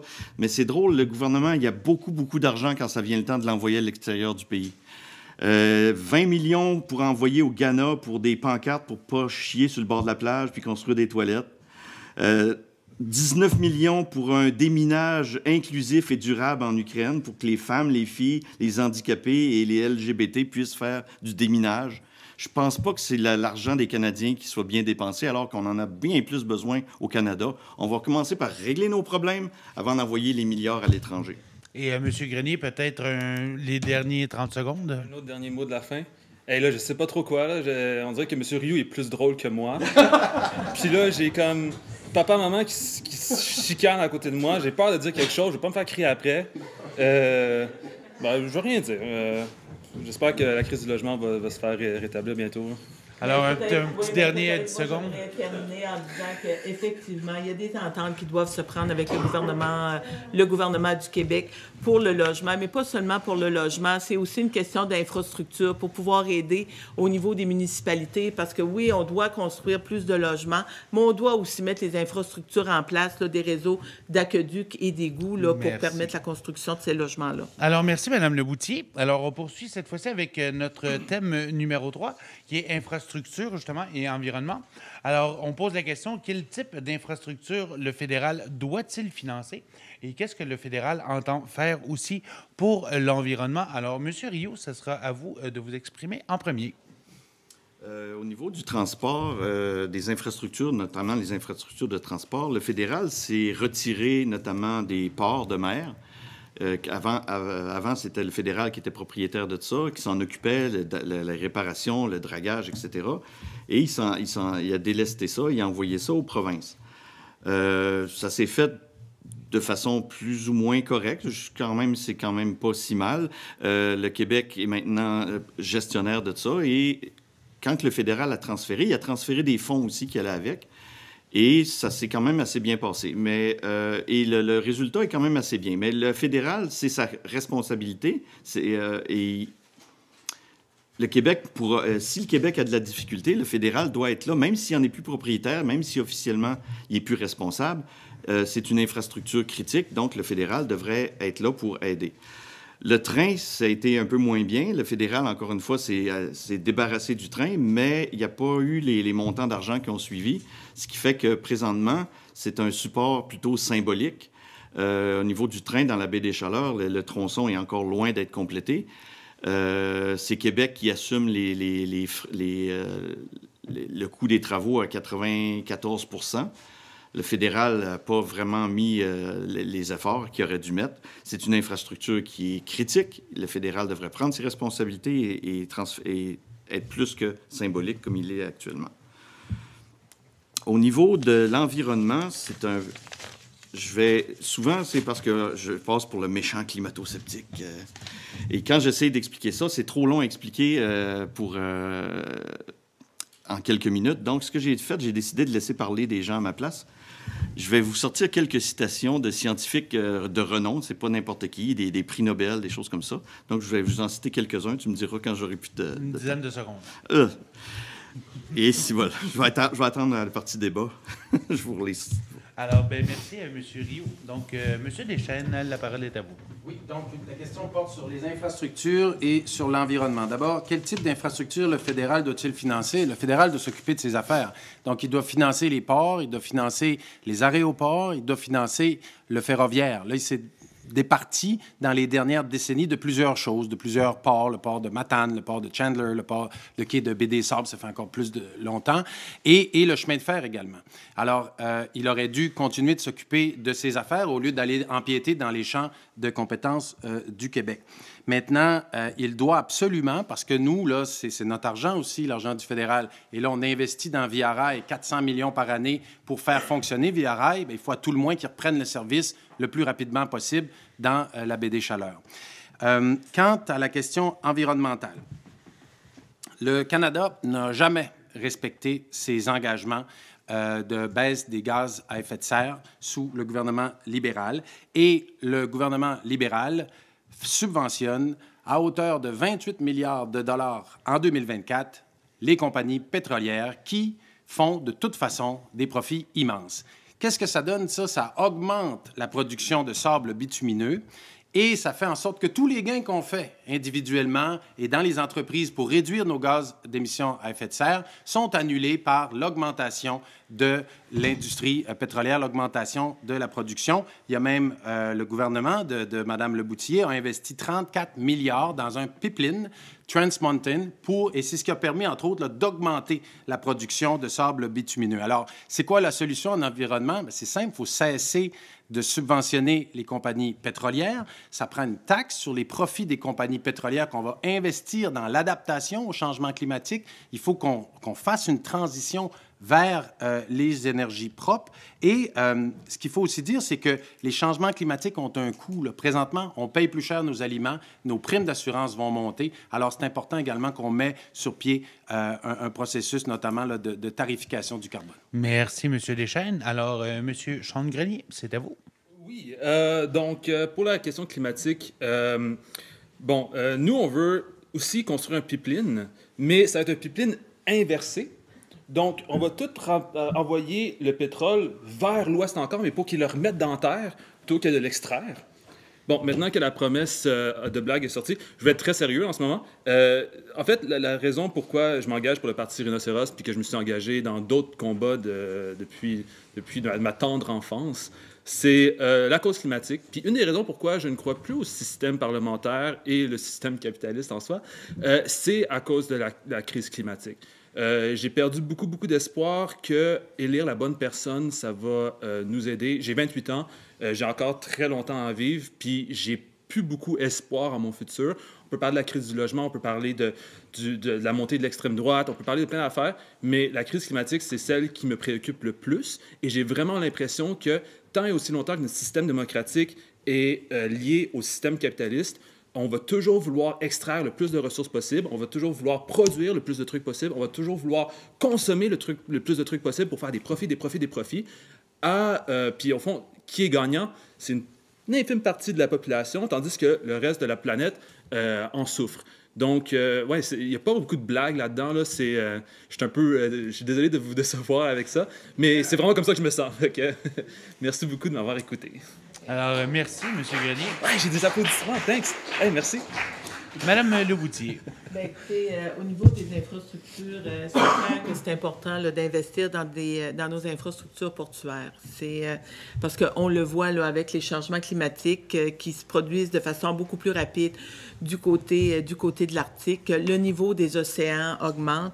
On voit ce que ça crée, là, autant au niveau du côté des pêcheurs avec les ports pour petits bateaux, mais autant là, au niveau des ports de mer plus gros là, qui ont été transférés. D'ailleurs, il y a eu des ententes avec le gouvernement du Québec au niveau des zones industrialo-portuaires parce qu'on doit quand même continuer là, de travailler à développer là, une économie. Donc, on sait que oui, ça coûte des argents supplémentaires. On le voit là, au niveau des assurances qui augmentent, mais on a besoin aussi d'investir dans nos ports puis dans nos petits ports, parce que comme on dit, pas de port, pas de pêche, pas d'économie. Là, fait qu'on doit avoir là, des infrastructures en place qui vont pouvoir aider. Au niveau en ce qui concerne le rail, moi j'ai toujours été très claire à ce niveau-là, c'est que si on n'avait pas eu de cimenterie à Port-Daniel, on n'aurait jamais eu de rail qui se serait rendu au moins là, jusqu'à Port-Daniel. Ça fait que ça permet de rentabiliser. Il y a des investissements importants qui se font. Puis il y a aussi là, un 24 km de rail qui se trouve aussi en zone d'érosion. Et ça, là, c'est des coûts qui sont faramineux, là, puis qui vont être faramineux au niveau des gouvernements. Mais je peux vous dire que pour rendre le rail jusqu'à Port-Daniel, il y a des montants importants qui ont été investis de la part du fédéral. On demeure toujours un partenaire, même s'il y a des transferts qui se font au niveau des provinces. Le gouvernement fédéral est toujours en place, puis il demeure toujours un partenaire, puis on va continuer d'être un partenaire, même s'il y a une zone industrielle-portuaire à Matane ou à Gaspé. On reste en place pour pouvoir aider, puis on travaille là, avec nos collègues au vis-à-vis. Et ce qu'on peut faire, parce qu'on peut être un gouvernement qui va être au pouvoir. Et c'est ça l'opportunité aussi que ça nous donne, puis que ça ne donnera jamais au niveau du Bloc québécois, parce qu'il ne sera jamais au pouvoir. Merci, Mme Leboutier. Alors, on ouvre la portion du débat pour 8 minutes. Monsieur Deschênes. Mme Leboutier. Monsieur Rioux ensuite. Vous étiez ministre jusqu'à ce qu'il y a peu de temps, avant qu'on vous enlève votre poste de ministre. Alors, vous étiez au pouvoir, puis pendant 10 ans, qu'est-ce qui vous empêchait de convaincre Via Rail de reprendre le service? Là, le rail va être fonctionnel jusqu'à New Carlisle là, au mois de septembre. Là. Vous aviez le pouvoir. Comment ça, ils n'ont pas dit qu'il allait revenir? Écoutez, Via Rail a toujours dit qu'il était prêt à revenir jusqu'à Gaspé, puis c'est dans l'objectif de Via Rail de revenir jusqu'à Gaspé. Mais pourquoi pas jusqu'à New Carlisle plutôt? D'ailleurs, j'ai d'ailleurs eu des discussions avec Via Rail encore pas plus tard qu'hier. Bon. Puis l'objectif les avez-vous convaincus, vous qui avez le pouvoir? Les avez-vous convaincus de revenir à New Carlisle? Demeure toujours... Ils demeurent sur leur position. Vous avez été incapable de le faire. Et aujourd'hui, vous êtes résignée, Mme Leboutier. Vous êtes résignée face à Via Rail. Moi, je ne suis pas résignée. Moi, j'ai le goût de me battre contre Via Rail. Moi, j'ai le goût qui arrive à New Carlisle très rapidement, puis je vais faire tout ce que je peux. Maintenant, Mme Leboutier, j'ai une question pour vous. Je ne mentirai pas à la population. Via Rail, je le dis, Via Rail a l'intention de se rendre à Gaspé lorsque le rail sera terminé. OK. Alors, ça sert à quoi le pouvoir si on se résigne, puis Via Rail nous dit non? Moi, je reçois 400 millions de fonds publics pour faire du transport. Le rail est fonctionnel, mais j'irai pas. Et là, vous êtes au pouvoir, vous dites OK. Avoir du pouvoir, c'est prendre des décisions. Avoir du pouvoir, c'est mettre de l'argent sur les ports pour petits bateaux au Québec. C'est quoi la décision que vous avez prise face à Via Rail à part de dire OK? C'est de pouvoir permettre des permis exploratoires pour les gens du nord du nord de la Gaspésie. Oui. C'est ça. Parlons-en des permis exploratoires. Vous avez mécontenté 150 homardiers qui ont sorti contre vous, qui font des publicités tous les jours pour le dire. Vous avez donné aucun permis aux turbotiers de Grande-Rivière et vous avez totalement occulté l'épaisseur de maquereau et de hareng. Fortement à aller rencontrer les gens de la Haute-Gaspésie qui ont eu des permis. Je vous encourage fortement à aller voir des gens à Rivière-au-Nord qui ont eu des permis. Ils vous poursuivent, les homardiers d'ici. Vous êtes poursuivis en cours, Mme Leboutier. Ces gens-là sont très contents de recevoir des permis. Vous pouvez aller voir. Il y en a qui sont contents, mais les communautés autochtones. Il y aurait eu lieu peut-être de faire mieux, madame. Avouez que vous auriez pu faire mieux là-dessus. Vous auriez pu faire mieux, Mme Leboutier. Alors, M. Rioux avait demandé la parole. Je vous la donne. Je vais changer le sujet, puis au lieu de parler Donc, moi, je vais vous faire une petite... L'environnement, c'est important, mais quand on parle d'environnement, il faut faire la différence avec l'environnement et l'hystérie climatique. La pollution réelle, c'est un enjeu important. La gestion des déchets, c'est un enjeu important, mais l'histoire de l'hystérie climatique, c'est de la foutaise. Les taxes carbone ne servent absolument à rien.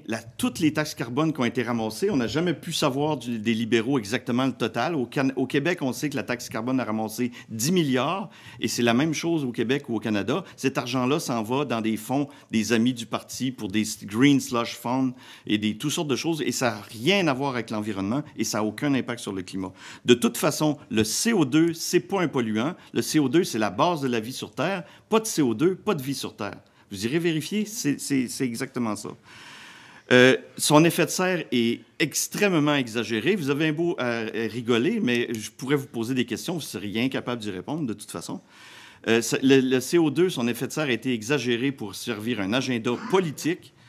Le CO2, de toute façon, même au Canada, on a tellement de forêts qu'on est CO2 négatif. Nos forêts absorbent plus de CO2 que ce qu'on peut émettre.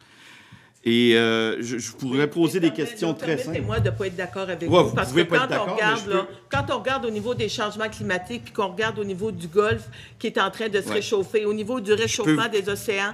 De combien de degrés? Puis de vraiment... De quelle hausse? Il y a des espèces qui disparaissent, d'autres espèces qui apparaissent. Ça vient changer complètement dans le secteur des pêches qui est en train de se passer actuellement. C'est quoi le pourcentage de CO2 dans l'atmosphère? Est-ce que vous le savez? Très fière de pouvoir d'avoir travaillé au niveau de degrés que le réchauffement a eu lieu d'avoir depuis mis 100 en ans? place des parcs marins de pour justement des aires marines protégées. Vous avez aucune idée pour du protéger dossier. l'environnement. Quand on regarde les feux de de forêt combien que l'océan qu'il y a eu à travers le Canada, puis les coûts faramineux. Les feux de forêt qui ont été allumés par des activistes qui ont été arrêtés. Les feux de forêt qui s'allument exactement en même temps, au même moment. C'est des activistes. 20% de l'eau potable de la planète qui est regardée par les États-Unis. Donc, c'est faux. Depuis ça 1880, on n'est à même pas 1 degré. Climatique. Il n'y a jamais eu autant d'ouragans, autant de tornades, autant de... Les hivers sont plus ce qu'ils étaient. L'hiver passé... Pas cette année, mais l'hiver passé, on n'a même pas eu de glace sur la météo puis le climat. Alors, je donnerai la parole rapidement à M. Grenier qui avait réagi à M. Rioux, puis ensuite, M. Deschênes, vous pourrez enchaîner. On parle de 2 mm de hausse. Alors, M. Grenier, vous aviez quelque chose à ajouter? Le discours à M. Rioux me réconforte beaucoup dans mon éco-anxiété.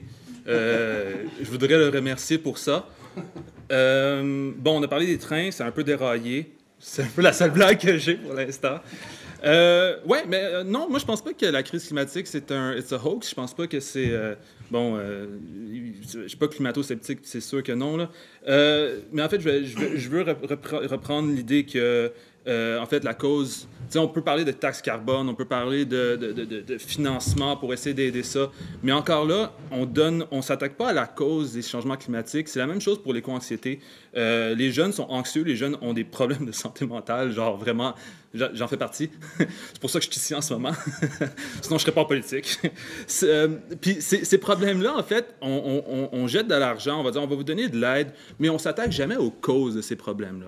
Puis les causes de ce problème-là, c'est des causes sociales qui dépassent très, très, très souvent les gouvernements. C'est des causes qui sont sociales, des causes qui demandent des changements radicaux, des changements même, je dirais, révolutionnaires, pour s'attaquer à ces dilemmes-là, à ces crises-là. Autant la crise climatique que la crise du logement aussi, puis la crise surtout des jeunes qui sont malades mentales, j'imagine. Je ne sais pas si c'est le bon mot pour dire ça.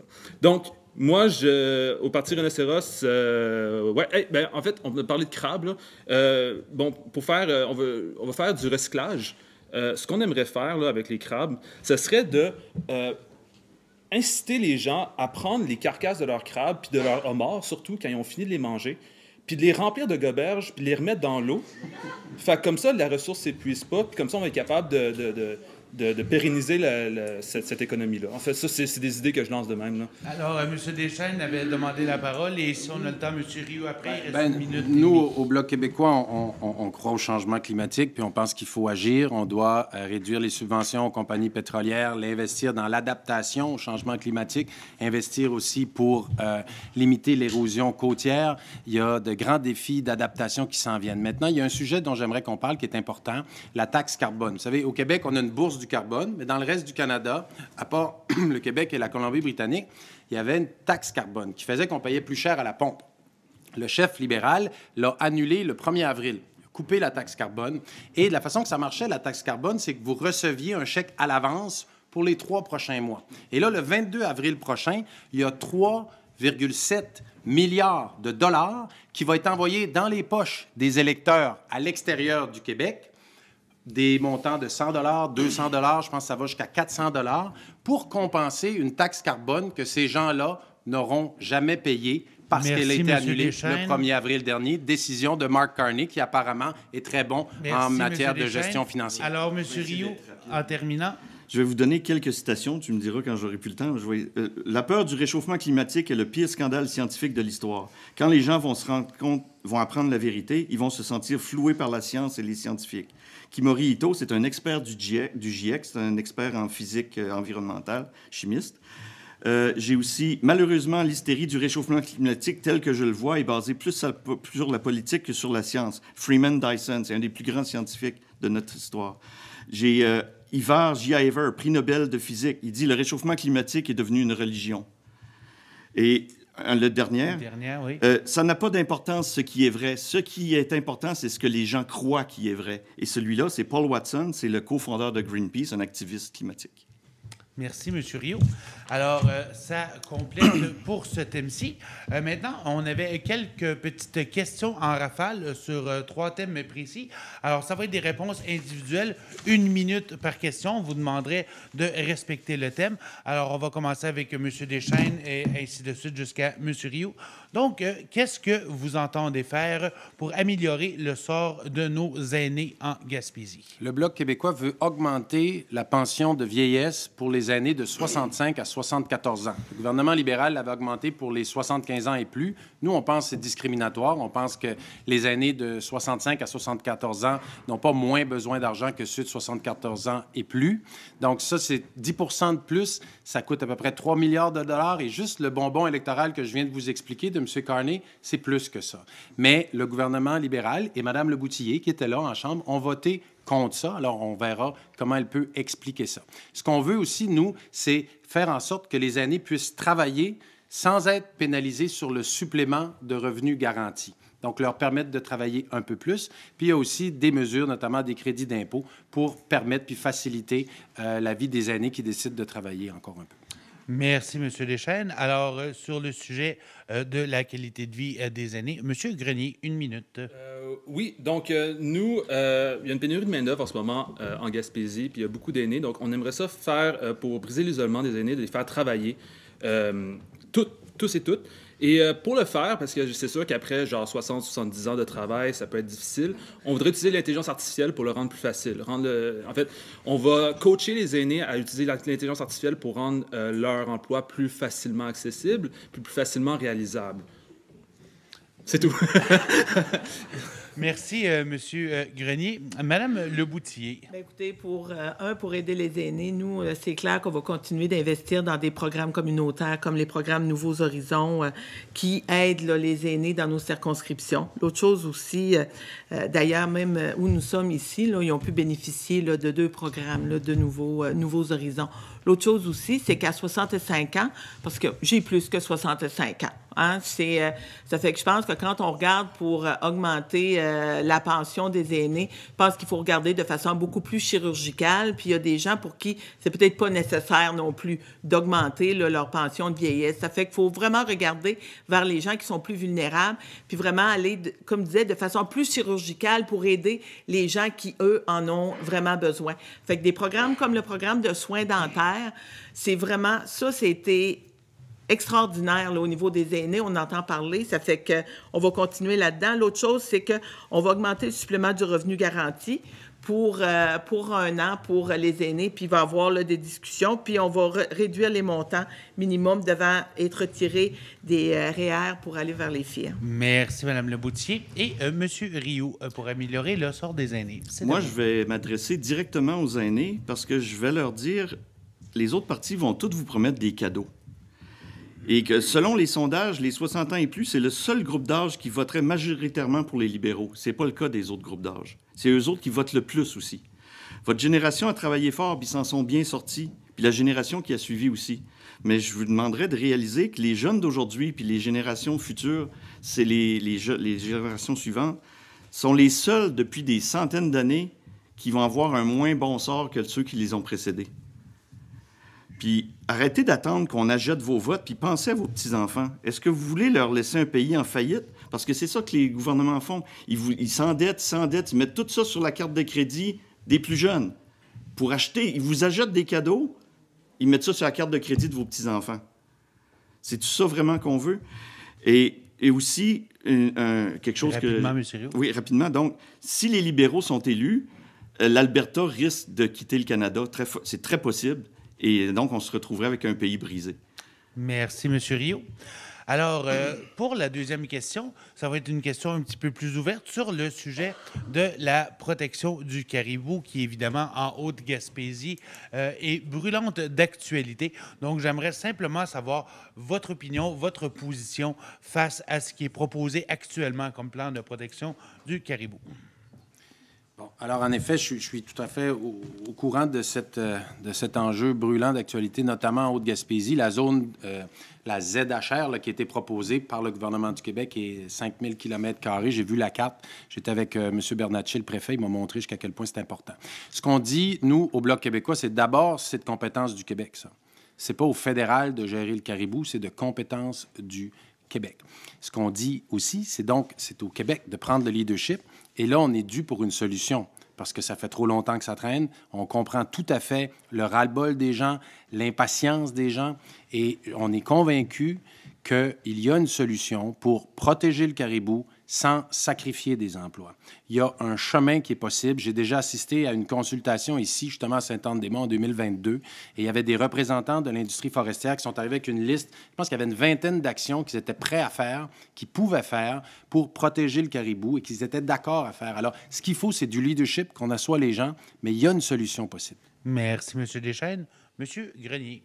Oui, c'est un peu déplorable. C'est encore un exemple de comment l'économie et la préservation de notre biodiversité sont encore en clash. Bon, nous autres, on a plusieurs idées au Parti Rhinocéros que c'est pas juste moi qui l'ai pensé, j'en ai entendu un peu partout. Premièrement, ce serait de donner le droit de vote aux caribous. Pour les entendre vraiment sur leurs opinions, puis entendre vraiment qu'est-ce qu'ils en pensent de ce qui s'est passé ou de ce qui se passe en ce moment. Il y a d'autres personnes, j'ai entendu, de les mettre dans des CHSLD, fait comme ça, ils pourraient se faire bien traiter.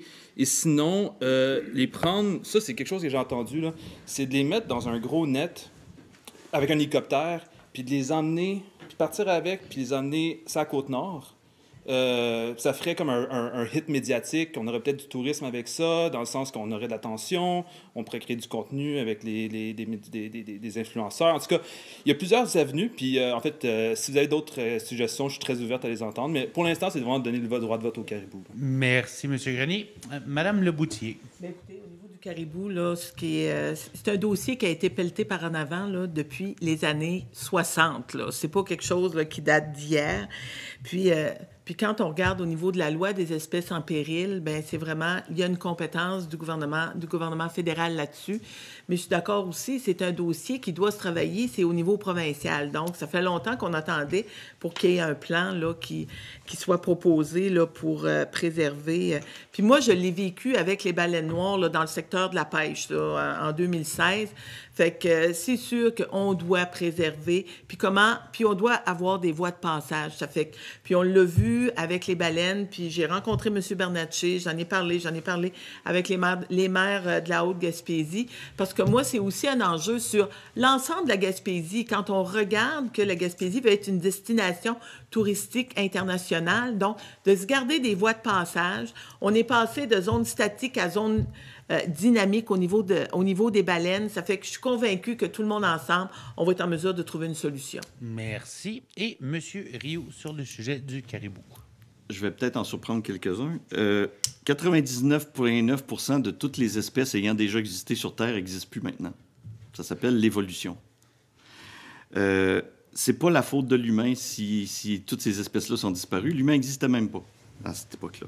Donc, les caribous, c'est pas la faute nécessaire, c'est pas la faute de l'humain. Puis ça peut arriver qu'il y a des espèces qui disparaissent. C'est sûr qu'on fera pas exprès. On va essayer au maximum de protéger ce qu'on peut protéger. Mais est-ce qu'on va tout tuer les ours puis les coyotes, qui sont une des causes, une des grandes causes pour la population des caribous? C'est pas, ça fait pas de sens. Donc, on fait ce qui est possible pour les protéger, mais il y a toujours des limites. On ne peut pas vouloir aller contre la nature à tout prix, puis des choses qu'on ne peut pas contrôler. Je vais arrêter là. Merci, M. Rio. Et sur le dernier thème de ces questions en rafale, on aimerait avoir vos propositions au niveau de la culture et du patrimoine en Gaspésie. Alors, quelles sont vos propositions? On commencerait avec vous, justement, M. Rio. OK. La culture, la définition de la culture, c'est l'ensemble des traits distinctifs qui caractérisent une société ou un groupe social. La culture évolue dans le temps. La culture, c'est pas quelque chose de statique, c'est quelque chose qui est constamment en évolution. Et il n'y a pas une place là-dedans que ça dit, bien, la culture, c'est ça, il faut que ça reste ça, et on doit l'encadrer, on doit la protéger, on doit faire comme ça. La culture change. Donc, c'est pas quelque chose que le gouvernement a à encadrer ou à mettre des millions là-dedans. Contrairement au patrimoine. Le patrimoine, c'est un ensemble de biens hérités du passé, jugés dignes d'être conservés pour l'avenir. Là, le gouvernement doit intervenir pour protéger des biens, pour qu'ils puissent être vus par les générations suivantes. Mais la culture, je ne crois pas que le gouvernement a à intervenir dans ça. Merci, M. Rio. Alors, Mme Leboutier, sur le sujet. Je pense qu'on a fait des investissements là, qui ont été importants parce que c'est important là, de préserver la culture. Fait que quand on regarde comme en Haute-Gaspésie, à Sainte-Anne-des-Monts, les investissements là, qui ont été faits dans la Maison de la culture, puis qu'on regarde à Gaspé, à Cap-aux-Eaux aussi, il y a des investissements importants qui ont été faits.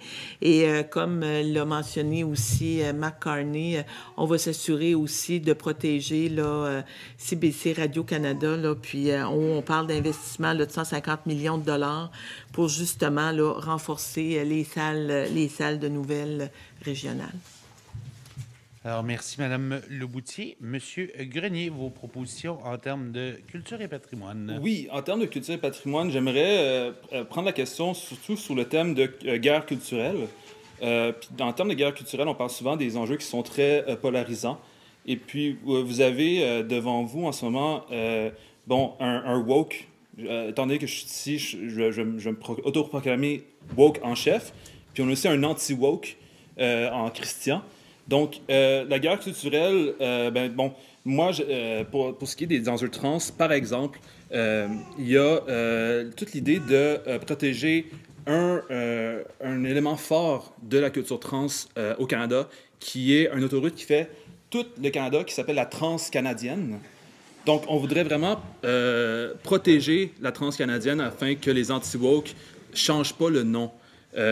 Puis, en fait, si jamais on veut faire une vraie guerre culturelle, Justin Trudeau a fait ça à un moment donné, il a fait un match de boxe. Là. Je vous invite à un match de boxe, M. Rio. Merci, M. Grenier. Oui. Pardon. Et finalement, sur le thème patrimoine et culture. Le Bloc québécois veut une bonification substantielle du financement fédéral pour la culture. J'ai 3 sujets dont je veux vous parler. D'abord, le phare de Cap-des-Rosiers. C'est le phare le plus haut au Canada. Malheureusement, il n'a pas été bien entretenu. Il y a moyen de le restaurer et de l'intégrer dans le parc Forillon pour en prendre soin et le mettre en valeur. Ça n'a pas été fait au cours des 10 dernières années et je pense que c'est le temps de le faire. Autre chose sur la culture qui est vraiment importante, la loi 96 qui est là pour protéger notre langue française. Vous savez, le gouvernement américain, il ne l'aime pas. Il a expliqué que c'était pour lui une barrière tarifaire. Et là, il va y avoir une négociation importante avec le gouvernement américain. Et le chef libéral et Mme Leboutier, eux, veulent en fait contester cette loi-là, la loi 96, jusqu'en Cour suprême. Alors, il est très important qu'on se tienne entre Québécois et puis qu'on défende notre langue française, parce que là, ce qui risque d'arriver, c'est qu'autant les Américains que le Parti libéral va vouloir atténuer nos protections de la langue française. Et en terminant, Radio-Canada, on veut augmenter le financement de Radio-Canada et on propose qu'il y ait des postes de journalistes correspondants dans les secteurs qui sont moins bien desservis, comme ici, en Haute-Gaspésie. Merci, M. Deschênes. Alors, on vous avait demandé, avant le débat, de préparer une question. Donc, chacun des candidats avait une question à préparer pour le candidat de son choix. Alors, M. Grenier, vous avez été le premier sélectionné pour poser votre question. Alors, on vous laisse poser cette question et vous aurez 1 minute pour y répondre. Excellent. La question est pour Mme Le Boutillier. En fait, j'ai ouvert un peu avec ça. Bon, je vais parler d'une de mes propositions là, avant, pour mettre la table. En fait, j'ai vraiment peur du virage à la droite de beaucoup de partis. Et puis, pour le contrer, j'aimerais ça que la 132 soit un one-way qui partirait de Matapédia à Matane. Fait comme ça, on tourne toujours à gauche, parce que c'est fini les virages à droite. Et puis, avec M. Carney, j'ai vraiment l'impression qu'il y a un petit virage à droite au Parti libéral. Et puis, si jamais vous êtes au pouvoir avec M. Carney, puis tantôt j'ai fait une blague que c'est peut-être le Boys Club là, qui va peut-être se réaffirmer encore plus au sein de votre parti. Puis j'imagine que vous, en tant que féministe, vous êtes sensible à... Ben, j'imagine que vous êtes féministe? Oui. OK, cool. Ben, vous êtes sûrement sensible à ce virage-là vers la droite. Êtes-vous prête à dire que c'est un virage vers la droite avec M. Carney, sur social ou économique ou peu importe? Parce que je vous lance ça, puis répondez comme vous voulez. Hein. Mais criez-moi pas après. Madame Le Boutillier. Non, je t'écrirai pas après. Écoutez, avec M. Carney, oui, il y a on doit travailler au niveau du développement économique parce que quand une économie se porte bien puis qu'on fait du développement économique, on est en mesure de pouvoir mettre en place des programmes sociaux qui vont aider les gens qui sont plus vulnérables. Puis je veux vraiment le rassurer, là, tu parlais de trans. J'ai eu l'occasion ce soir, avant de venir ici, d'aller à l'Assemblée générale annuelle de fondation à Sainte-Anne-des-Monts, d'une association au niveau là, de LGBTQ+. Et il y avait des jeunes et des personnes âgées. Il y avait du monde de tous les âges qui étaient là. Puis à quel point ces gens-là avaient besoin d'être rassurés. Ça fait que oui, on va aussi être là pour travailler là, avec tout le monde. Là, puis fait que c'est ça. Fait qu'on va aussi rester... On va être dans le milieu. Vous seriez pas woke? Ben, je suis aussi woke un petit peu. Tu sais, il faut que je le dise, là, c'est... Alors, merci, Mme Le Boutillier. Merci, M. Grenier, pour la question. Merci à vous. Monsieur Rioux, à qui s'adresse votre question? Ben, je vais essayer de m'adresser à Mme Le Boutillier parce que tantôt, elle n'a pas voulu répondre à mes questions. Est-ce que vous savez, par exemple, c'est quoi le taux de CO2 dans l'atmosphère? C'est quoi le taux d'oxygène dans l'atmosphère? Écoutez, je n'ai pas besoin de savoir le taux de CO2 puis le taux d'oxygène dans l'atmosphère. Je sais très bien qu'au niveau des espèces marines actuellement, puis au niveau de l'érosion des berges, on le voit partout sur l'ensemble. Vous pensez que l'érosion, ça n'a jamais existé avant? Le rocher percé, il a apparu comme ça. Et ça s'est accéléré. Il n'y a eu avec, aucune accélération. Ça s'est vraiment madame. accéléré avec Aucune l'être humain. accélération. Donc, moi, là, je ne suis pas ici pour vous convaincre parce que vous êtes convaincus de ce que vous avancez. Puis vous êtes dans la droite. Oh, mais vous savez moi, même pas là, c'est quoi la droite, je pense. moi, je vous pensez que Carney est à droite, vous n'êtes pas en tout dedans. Je vous dis là, qu'au niveau des réchauffements climatiques, ça existe. On a plus d'ouragans, on a plus de tempêtes. Faux. On a vécu aux îles de la Madeleine, Fiona, on a vécu Dorian, on en a vécu des répercussions. Vous pensez qu'il n'y a jamais eu d'ouragan dans le passé non plus? On C'est tout vit nouveau, des ça. feux de forêt qui sont immenses. Ça fait que tout est en accéléré. Puis au niveau des jeunes, il n'y a pas plus de feux de forêt, il n'y a pas plus d'ouragans. Ça a été prouvé que c'était faux. Ils sont anxieux justement à cause de toute cette propagande-là qui est ridicule. Restez avec vos idées, mais c'est moi, pas ça des idées, pas ce sont des faits. Alors, merci pour cette question. Monsieur Deschênes, c'est à vous. J'ai une question pour vous, Madame Le Boutillier. Je vous demande ce soir de révéler pour quelle raison Mark Carney vous a exclu du Conseil des ministres. Ben, vous lui poserez la question. Qu'est-ce qu'il vous a dit? Ben, vous lui poserez la question. Vous ne voulez pas le révéler aux gens? Pourquoi vous avez été exclu du Conseil des ministres? Ben, vous lui poserez la question. Je vous pose la question à vous. Vous moi, êtes devant les Gaspésiens, les Madelinots. Pourquoi vous avez été exclu du Conseil des ministres? Écoutez, moi, là, quand je suis sortie du Conseil des ministres, quand j'ai fait ma dernière rencontre à Ottawa, j'avais fait le travail que j'avais à faire.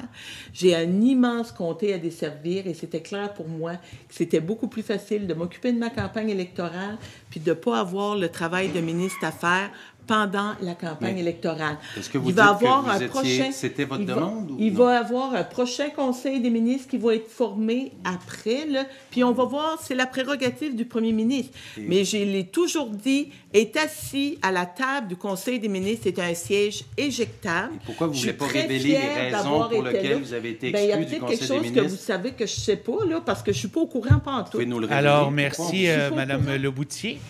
Et nous allons terminer justement avec vous. C'est à votre tour d'avoir le crachoir. Donc, dites-moi... Ben merci beaucoup. Écoutez, ma question est pour Sean, parce que les gens, là, peut-être dans le milieu, ne savent pas, mais Sean est mon voisin.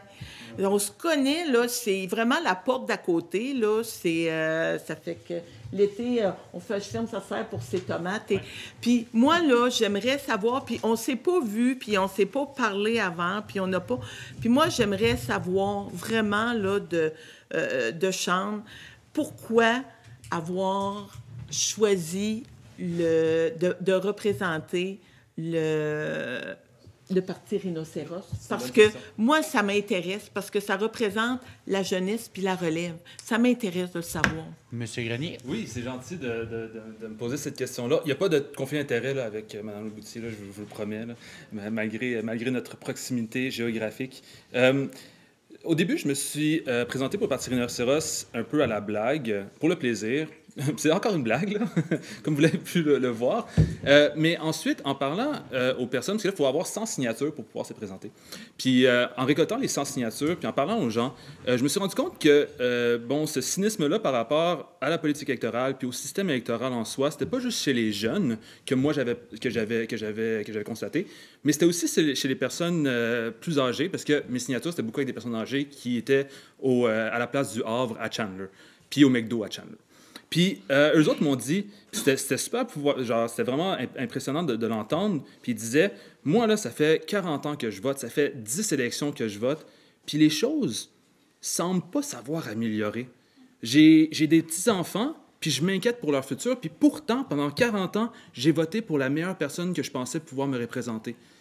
Puis ce genre de discours-là, ben moi, en tant que quelqu'un qui a voté 2 fois, je pense, ou 3 fois, je le ressens, mais là, on dirait que ça alimente ce discours-là ou cette perte de sens dans le politique ou dans ce qu'on m'a à offrir politiquement.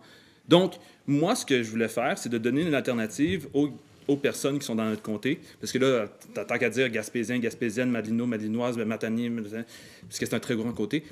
Pour les gens de ma circonscription, c'est de donner une alternative pour vous inciter à voter. Ceux qui ne savent pas pour qui voter ou qui ne veulent pas voter, mais vous pouvez voter avec une alternative qui dit « Ouais, ce système-là, j'ai l'impression qu'il ne me représente pas, même si c'est une démocratie représentative. J'ai l'impression que ça représente d'autres personnes que moi qui ont des différents intérêts, souvent des intérêts qui sont limités à l'appât du gain ou la profitabilité. » Donc oui, vous pouvez voter pour moi, merci.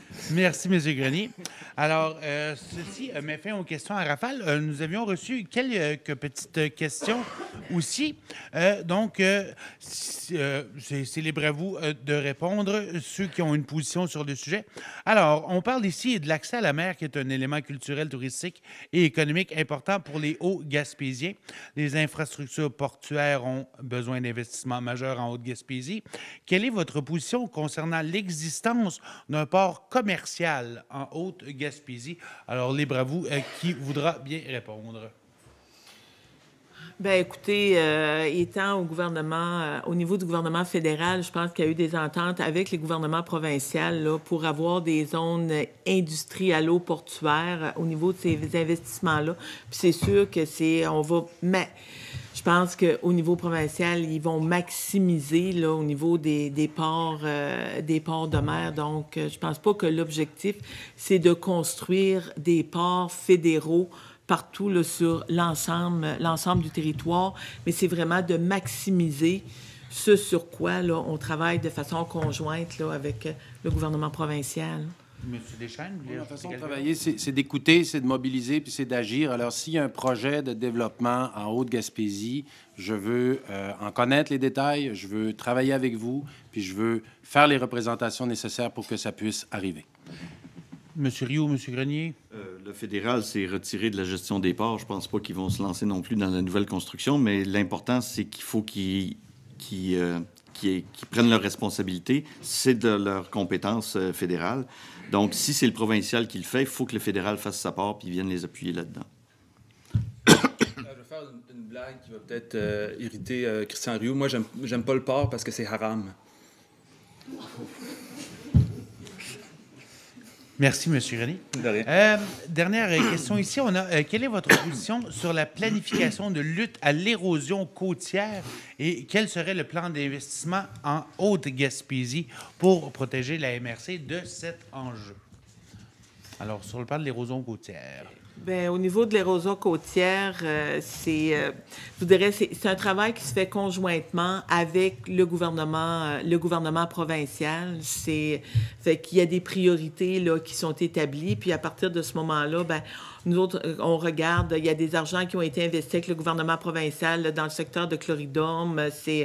Fait que c'est un travail de collaboration qui se fait et avec les municipalités. Mais comme on dit, il y a les champs de compétences sont là. Nous, on respecte les champs de compétences, puis on devient là, le partenaire qui va investir là, les argents nécessaires avec le gouvernement. Monsieur Deschênes? Pour l'érosion côtière, c'est un problème criant qui va être de plus en plus important. Le Bloc québécois réclame une hausse importante du financement fédéral pour contrer l'érosion des berges, mais c'est au Québec de décider comment tout ça doit s'articuler. Monsieur Rioux? L'érosion, c'est pas comme si c'était quelque chose de nouveau. Comme je disais tantôt, les rochers percés, il n'y a pas apparu là comme ça. C'est l'érosion qui fait son œuvre, c'est pas quelque chose de nouveau. Et au niveau, nos ancêtres, eux autres, ils étaient juste pas assez idiots pour se bâtir sur le bord de la plage pour avoir un beau paysage. Ils se bâtissaient pas là, ils se bâtissaient un peu plus loin. Fait que quand l'érosion arrivait, c'était pas affecté. Alors que maintenant, les gens aiment ça avoir un chalet collé sur le bord de l'eau. Puis après ça, surtout qu'il y a une grosse marée, ils viennent dire « Ah, mon Dieu, c'est la faute du réchauffement climatique. Gouvernement, donnez-moi de l'argent. » Je pense que les gens devraient être un peu plus sérieux puis dire « Ben, la nature, on peut pas se battre contre la nature. Même si vous mettez plein d'enrochements, la nature va toujours finir par gagner. Reculez un petit peu, puis ça va être correct. » Monsieur Galley? Oui, j'ai pas trop entendu la question parce que... Sur l'érosion côtière, qu'est-ce qu'on entend faire pour l'érosion côtière? Moi, tous les concepts qui commencent par le mot « Eros », je suis pour. Merci beaucoup, Monsieur Grenier. Et nous allons terminer ce débat avec vos mots de clôture. Alors, Monsieur Rioux, vous avez été sélectionné pour nous faire votre mot de clôture. Je vais faire ça rapidement. Donc, le PPC, c'est un parti qui est un peu différent des autres parce que c'est un parti qui est composé je pourrais dire, de gens ordinaires. C'est-à-dire que c'est pas des politiciens de carrière, c'est pas des gens qui se disent, ben ouais, je vais avoir un emploi, je vais avoir une pension, whatever. Les gens qui se présentent pour le PPC, c'est des gens qui s'impliquent parce qu'ils en ont marre. Un point commun que j'ai avec M. Sean ici. On a un peu marre des autres partis. On est des illusions des anciens partis. Et on s'implique de cette façon-là. Si j'aurais voulu avoir une job, je me serais présenté pour un des plus grands partis. J'aurais eu plus de chances d'être élu. Ce qu'on sait bien que ce n'est pas le cas. On est un parti en construction, donc graduellement, on essaie de prendre un peu plus d'espace. Moi, je vais être député pour aller brasser la cage, si jamais je réussis à être élu, pour que notre parti ait enfin une voix, un peu de voix au Parlement, aller brasser la cage, être un peu un chien de garde, un peu comme le Bloc québécois. La seule différence avec le Bloc québécois, c'est que nous, statistiquement, on pourrait être au pouvoir, eux autres, non. Mais les deux, on a un but d'être un peu comme un chien de garde. La seule différence, c'est que eux autres ont un agenda séparatiste, alors que nous, non. Mais le but derrière ça, c'est quand même d'être un chien de garde. Et pour terminer... pour montrer que notre but, nous, c'est pas aller de là pour s'enrichir, comme certains politiciens qu'on peut... moi, je dis, si jamais je suis élu, je vais donner 50 % de mon salaire à des organismes de la région. Merci, M. Rioux. Alors, M. Deschênes, c'est à vous pour votre mot de clôture. On vit une époque inédite. Il se passe des grands bouleversements. On avait un ordre mondial qui a été bouleversé. On a une économie mondiale qui est en bouleversement. Le moment est donc vraiment important d'être bien représenté en Gaspésie et aux Îles-de-la-Madeleine. Je pense que nous avons besoin d'un bon député qui va être libre d'être votre allié en tout temps, qui va avoir une loyauté pour sa région, une loyauté pour le Québec. Alors, je vous invite à choisir le Québec, à choisir le Bloc québécois et à voter pour moi. Merci, M. Deschênes. Alors, Mme Leboutier, c'est à vous pour 1 minute. Bien, écoutez, moi, là, j'ai présenté quand même là, 3 piliers actuellement au niveau, quand on parle là, de la stratégie de la construction navale qui va avoir là, des impacts importants avec le chantier des Méchins et le chantier Forillon à Gaspé. On doit se positionner au niveau canadien parce que le Canada est entouré de 3 océans. On a parlé de la diversification au niveau de notre économie, au niveau des PME, pour vraiment faire en sorte que nos petites PME puissent avoir accès à encore plus de marchés, puis qu'on puisse, là, qu'on puisse vraiment là, continuer de croître et s'occuper de notre monde avec, quand on parle de logement on va parler de logement, on va parler de pénurie de main-d'œuvre, puis l'importance là, que nos gens là, puissent travailler pour avoir là, une meilleure qualité de vie. Puis j'encourage les gens à aller voter parce que ça va être important. Peu importe le parti pour lequel vous votez, c'est important là, d'appliquer vos droits parce qu'on va être là pour les prochaines années. Merci beaucoup. Et M. Grenier, le mot de la fin.